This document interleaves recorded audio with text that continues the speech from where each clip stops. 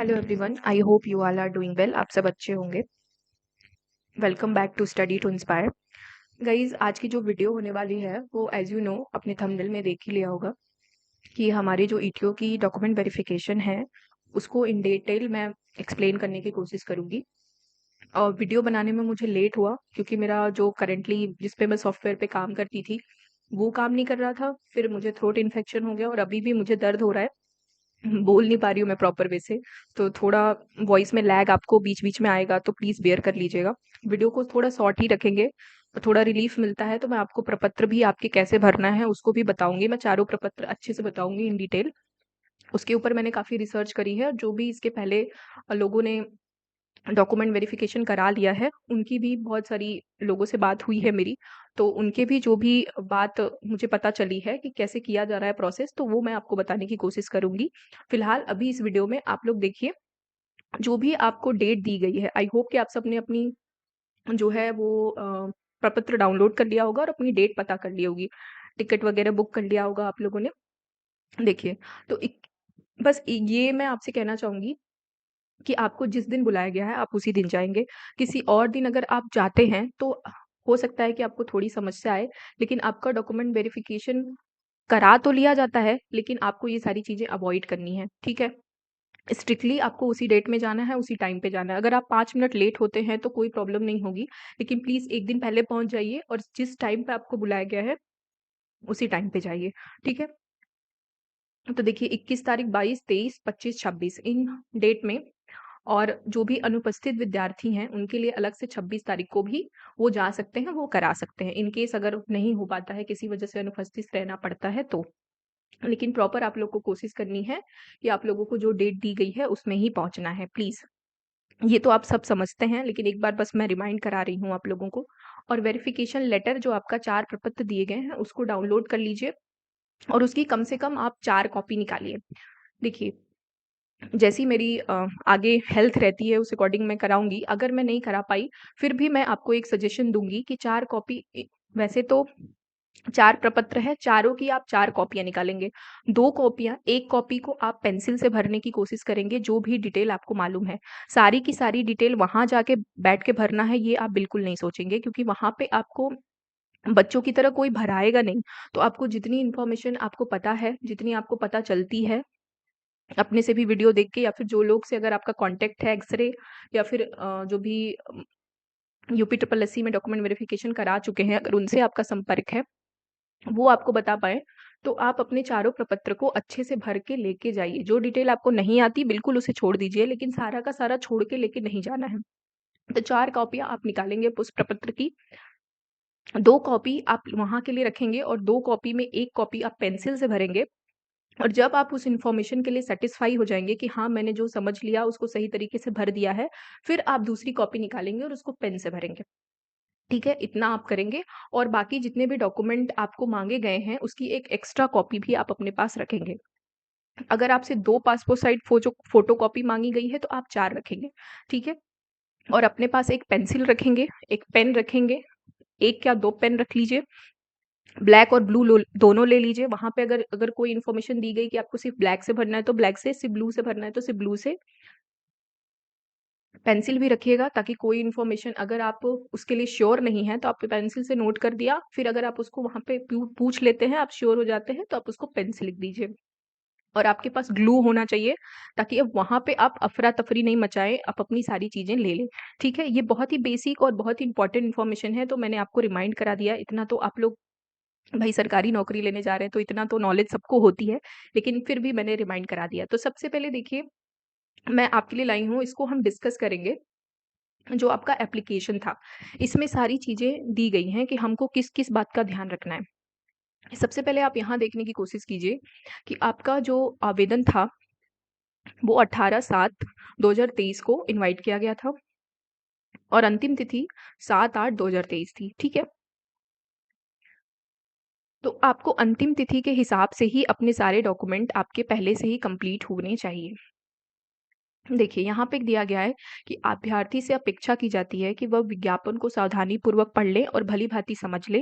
विज्ञप्ति पद हेतु वांछनीय अनिवार्य अर्हता यानी जो आपकी शैक्षिक जो भी डिप्लोमा का क्वालिफिकेशन है 10th-12th, ये जो मेन क्वालिफिकेशन आपसे मांगी गई है वो आपकी जो यहाँ के फॉर्म की लास्ट डेट है उसके पहले की होनी चाहिए।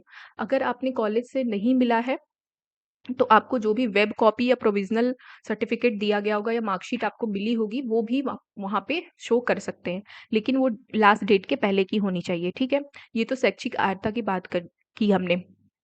अब हम बात कर लेते हैं कि जो भी आपका आवेदन करने की अंतिम तिथि है उसके पहले का ही आपके पास आरक्षण और आयु सीमा में जो छूट चाहते हैं आप, वो उसके लिए जो भी आप वहाँ पे पेश करने वाले हैं कि आपको आरक्षण मिले, जैसे ओबीसी है तो ओबीसी का सर्टिफिकेट, वो भी आपका विज्ञापन की अंतिम तिथि तक का होना चाहिए। यहाँ पे लिखा विज्ञापन में उल्लिखित आवेदन की अंतिम तिथि तक जारी किया हुआ हो, ये पूरी तरह से स्पेसिफाई किया है आयोग ने। तो यहाँ पे आप किसी आयोग में जाके लड़ाई झगड़ा मत कीजिएगा। देखिए आपके पहले ही आप लोग को दिखा दिया गया था कि आपके पहले के होने चाहिए, लेकिन अगर नहीं होता है फिर भी आयोग उस चीज़ के लिए रिस्ट्रिक्ट नहीं है, वो ले लेगा। अगर आप 1 दिन पहले का भी लेके जाएँगे तो आपका ले लिया जाएगा, आपको वापस नहीं भेजा जाएगा। आपका डॉक्यूमेंट वेरिफिकेशन हो जाएगा, लेकिन इसके लिए वहाँ पे जाके उनसे आर्ग्यूमेंट नहीं करना है, ठीक है? हर आयोग की अपनी कुछ शर्तें होती हैं, लेकिन यूपी ट्रिपल एससी जो है वो इस चीज़ के लिए बिल्कुल भी बाध्य नहीं करता है स्टूडेंट्स को कि वो पहले का ही होना चाहिए।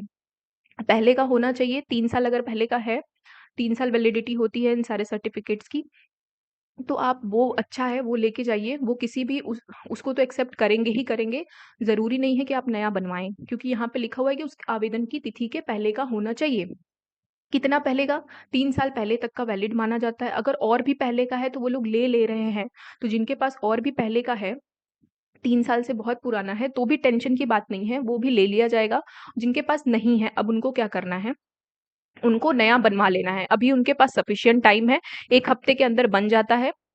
नीचे अभी मैं दिखाऊँगी कि उसका क्या प्रारूप है, उसी प्रारूप से आपको बनवाना है, वही बनता भी है यूपी में। लेकिन एक बार आपको ध्यान रखना है कि इसी प्रारूप का हो, और जिनके पास पुराना है वो भी प्लीज़ मैच कर लीजिएगा कि यही प्रारूप उनका होना चाहिए। ठीक है, अब हमने इसकी आरक्षण की बात कर ली, चाहे वो फीमेल का हो, चाहे ओबीसी का आरक्षण चाहिए हो, चाहे ईडब्ल्यूएस का हो, चाहे एसटी का हो, जो भी आपको चाहिए हो, उसकी वही सेम रूल है। ठीक है, ईडब्ल्यूएस के लिए क्या खास है? ईडब्ल्यूएस का जो है वो 2023 से 2024 हेतु मान्य होगा, यानी जो आपका वित्तीय वर्ष है 2022 से 2023 की आय आधारित हो तथा वित्तीय वर्ष 23-24 हेतु मान्य हो। ये तो उस समय दिखाया गया था। अगर उस समय का अभी आपके पास नहीं है, तो भी आप क्या कर सकते हैं? नया बनवा सकते हैं, नया लेके जा सकते हैं, पुराना भी वैलिड होगा, नया भी ले लेंगे वो लोग। लेकिन जिसके पास पुराना है, इस वित्तीय वर्ष का 23-24 वित्तीय वर्ष का था, अगर है उस समय प्रेज़ेंट था, तो वही लेके जाइए, वो ज़्यादा अच्छा होगा। और जिनके पास दोनों है, नया पुराना, प्लीज़ दोनों रख लीजिए, और बेटर हो जाएगा। तो ये हमने यहाँ तक बात कर ली। आई थिंक आपका यहाँ पे रिज़ॉल्व हो गया होगा जो भी प्रॉब्लम रही होगी। देखिए, अब हम बात कर लेते हैं कि किस-किस चीज़ के लिए आपको एफ़िडेविट देना है। आपको और दूसरी डिटेल क्या रखनी है, जो भी आपका एप्लीकेशन फ़ॉर्म उस दिन आपने भरा था, जब आपने अप्लाई किया था, तो उसका प्रिंट आउट सबके पास होगा।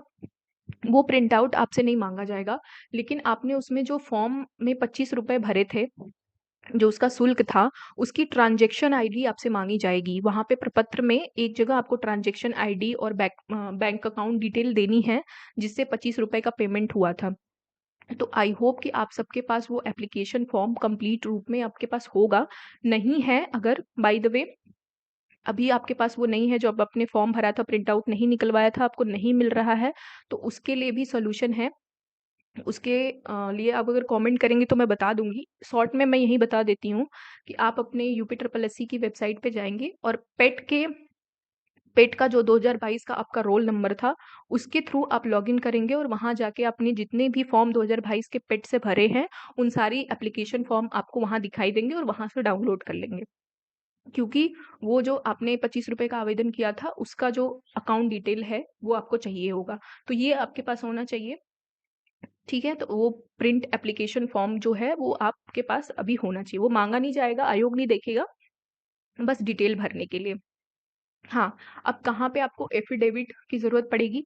देखिए, जब अगर आपके नाम में वर्तनी में गलती हो गई है, पिता और पति के नाम की वर्तनी गलती है, या फिर पत्राचार की जो डिटेल है वो आपकी चेंज हो गई है, आधार कार्ड में कुछ और है, आपने उस समय भरा कुछ और है और अभी आपकी कुछ और है, तो ये सारी चीज़ें अगर गलत हो गई तो इसके लिए आप एफ़िडेविट बनवा सकते हैं, ताकि आप अपने मेंटली श्योर हो जाएँ। लेकिन इन सारी गलतियों की वजह से आपका फॉर्म जो है वो रिजेक्ट नहीं होगा, तो घबराना नहीं है, आपको एक टाइम लिमिट दी जाएगी। आप तब तक वो क्या कर सकते हैं, उसको आपको वहाँ पे एक एप्लीकेशन दिया जाता है, उसको भरना होता है और उसमें आपको टाइम दिया जाता है 15 दिन, 20 दिन, जितने दिन भी आपको टाइम चाहिए, जितना भी आयोग अलॉट करता होगा उतना टाइम दिन दिया जाता है इन सारी चीज़ों को बनवाने के लिए। तो जिसके पास भी नहीं है, नहीं हो पाया तो उसको टेंशन में होके नहीं जाना है, ठीक है? आप पहले से ही सारा कुछ अपने एप्लीकेशन फॉर्म को निकाल के देख लीजिए, अगर वहाँ पे कहीं कोई गलती है, मान लीजिए आपका नाम प्रिया है या फिर प्रीति सिंह है, तो आपने वहाँ पे प्रीति कुमारी लिख दिया है, या फिर आपके आधार कार्ड में प्रीति कुमारी है, तो उसके लिए भी अगर आपको दिमाग में डाउट आ रहा है, तो आप उसके लिए एफ़िडेविट बनवा सकते हैं, या फिर आपके फादर नेम में कहीं कोई मिस्टेक है, आधार कार्ड में कुछ और है, डॉक्यूमेंट में कुछ और है, तो वहाँ पे भी आपकी एफ़िडेविट लगेगी और वो काम हो जाएगा आपका। कुछ लोगों का डाउट था कि कुमारी नाम के आगे है, तो देखिए, इसके लिए आपको परेशान होने की ज़रूरत नहीं है। ये मैंने पता किया, तो आयोग की तरफ से इसके लिए कोई भी चीज़ नहीं माँगी जा रही है। नाम के आगे कुमारी है, पर नाम पूरी तरह सही है, तो उनको कोई दिक्कत नहीं है, ठीक है? तो इसके लिए आप लोगों को परेशान नहीं हो रहा है। चलिए, अब बात कर लेते हैं कि अगर आपका अ, एक्स सर्विसमैन हैं, पीएच हैं, ईडब्ल्यूएस हैं और किसी तरह का आरक्षण चाहिए, अगर आपने वहाँ पे सारी चीज़ें सही भरी हैं और अभी आपके पास नहीं है, तो आप जो है अप्लाई कर दीजिए उसके लिए, वो बन के आ जाएगा। उसका एफ़िडेविट बनवा लीजिए कि मैंने अप्लाई कर दिया है। उसकी डिटेल वहाँ पे एफ़िडेविट में मेंशन कर दीजिए, जो भी आपको को नंबर मिलता है उसका, फिर आपको आयोग को वो सबमिट करना होगा, अगर नहीं बन पाता है तो। ठीक है? अगर पुराना है तो पुराना तो ज़रूर लेके जाइए, वो हो जाएगा मान्य। जाति और श्रेणी इसकी भी, अगर आपने मान लीजिए गलती से आपने फॉर्म में जनरल भर दिया है लेकिन आप हैं ओबीसी, तो अगर उस समय आप आयोग को ओबीसी सर्टिफिकेट देते हैं, तो वो आपका एक्सेप्ट कर लिया जाएगा। ठीक है? तो जो भी आपने फॉर्म में गलतियाँ की हैं, उसके लिए आप एफ़िडेविट बनवा सकते हैं, विद प्रूफ आप उनको दे सकते हैं। अगर मेल की जगह फीमेल हो गया है या फिर कुछ और हो गया है, तो वो उसके लिए भी एफ़िडेविट बन जाएगा और वो चीज़ें आपकी रिज़ॉल्व हो जाएँगी। ठीक है? अब हम बात कर लेते हैं दूसरी इन्फॉर्मेशन की। और क्या इन्फॉर्मेशन है? और भी इन्फॉर्मेशन जो आरक्षण से रिलेटेड है वही है कि आप उत्तर प्रदेश के जो अनुसूचित और जाति और जनजाति के जो पिछड़े वर्ग के लोग हैं, आर्थिक रूप से कमज़ोर हैं, उनका विज्ञापन आरक्षण अनुमान्य होगा अधियाचन के अनुसार। तो देखिए, जो आपका इकोनॉमिक जो ईडब्ल्यूएस का सर्टिफिकेट है, वो तो मैंने बता दिया कि किस ईयर का होना चाहिए। नहीं है तो आप नया भी दे सकते हैं, वो पूरी तरह वो प्रॉब्लम आपकी सॉल्व हो गई। उसी तरह फ्रीडम फाइटर के लिए भी जो आपके लगते होंगे उसको आप लगाएँगे उसी अनुसार। दूसरी महिलाओं के लिए जो इसमें बेसिक डिटेल देखनी थी कि देखिए, अगर आप फीमेल हैं और आप मैरिड हैं, अनमैरिड हैं तो वो तो पिता पक्ष का देंगे ही, लेकिन आप मैरिड भी हैं तो आपको जो अगर महिला आरक्षण चाहिए, तो वो चीज़ भी आपको पिता पक्ष की ही देनी होगी। कौन-सी? जाति प्रमाण पत्र आपको पिता पक्ष का देना होगा। निवास प्रमाण पत्र आपका अगर आपके हस्बैंड के साइड का होता है तो उनसे आपको कोई दिक्कत नहीं है।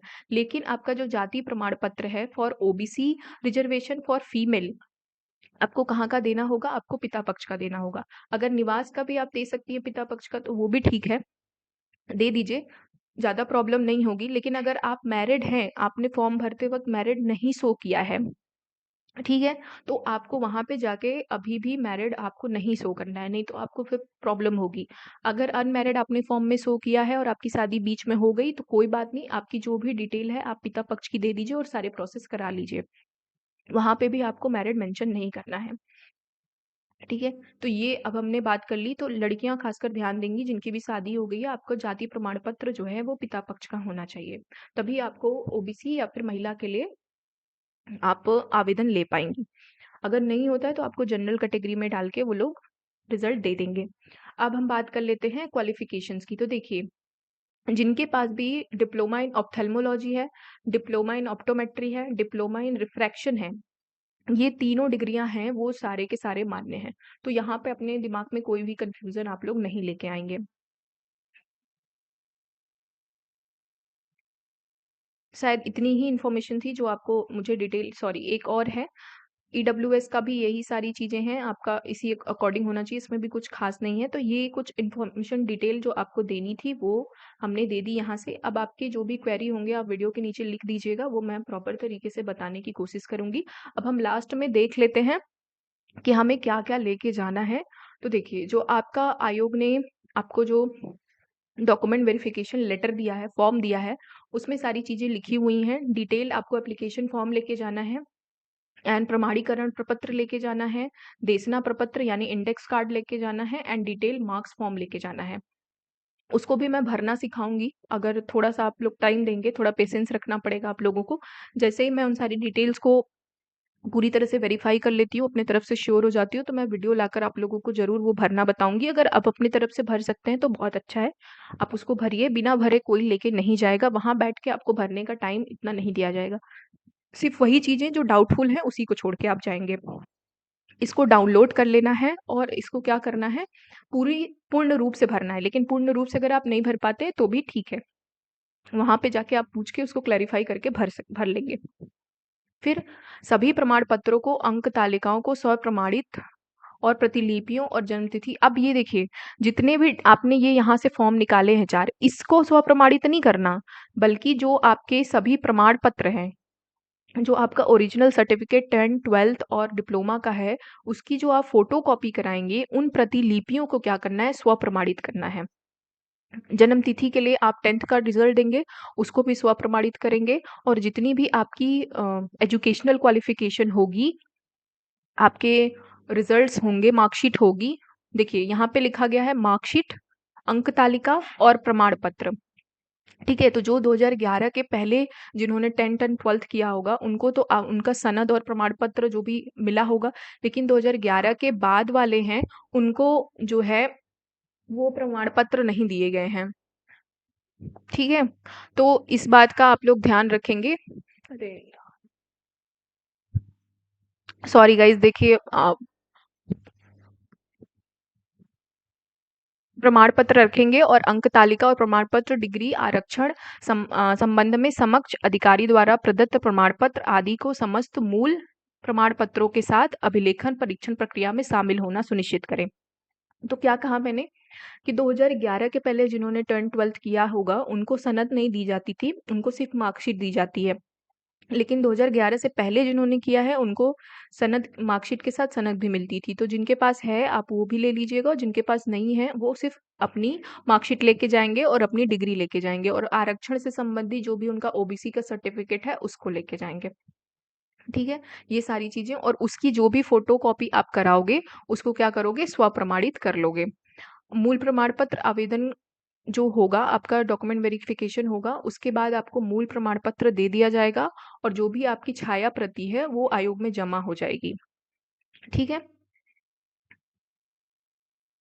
अगर आवेदन पत्र में प्राप्त की गई कोई भी एजुकेशनल क्वालिफ़िकेशन और जो अभिलेख आपने दिए हैं, वो भिन्न या गलत पाए जाते हैं, तो आपका आवेदन जो है वो निरस्त कर दिया जाएगा। तो इन बातों का आप ध्यान रखेंगे।